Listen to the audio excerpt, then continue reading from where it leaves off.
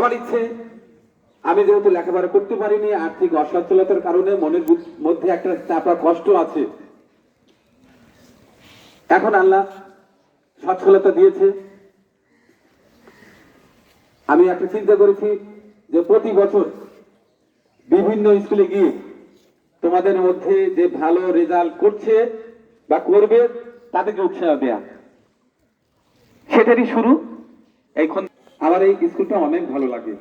এই স্কুলে তোমাদের প্রধান শিক্ষক যিনি আমার প্রিয় একজন মানুষ, মন্টু ভাই, এখানে আছে গোলাম আম্বিয়া ভাই সহ এখানে যে সকল শিক্ষক মহোদয় আছেন, প্রত্যেকে আমার ভালো লাগে। কেন ভালো লাগে?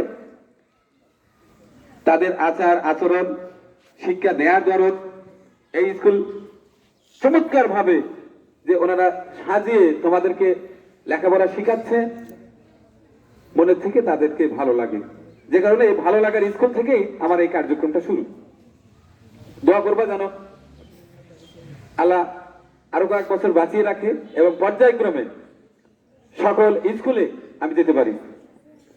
এই যে আজকে তোমাদের জন্য সামান্য উপহার নিয়ে আসছি, এটি আহামরি কিছু না, জাস্ট তোমাদের উৎসাহ দেয়া।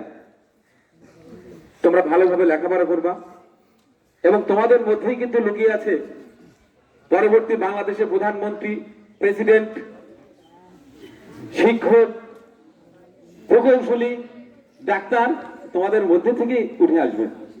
এর ভিতর থেকে একটা ইচ্ছে থাকতে হবে, চেষ্টা থাকতে হবে। সেই ইচ্ছে শক্তি যেন প্রবল হয়, সেই উৎসাহ দিতেই আমরা আসছি।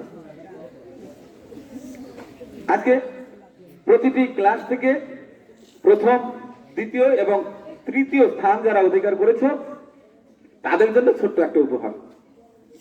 এর পরের বছর কিন্তু তোমার পালা। কাকে বলছি?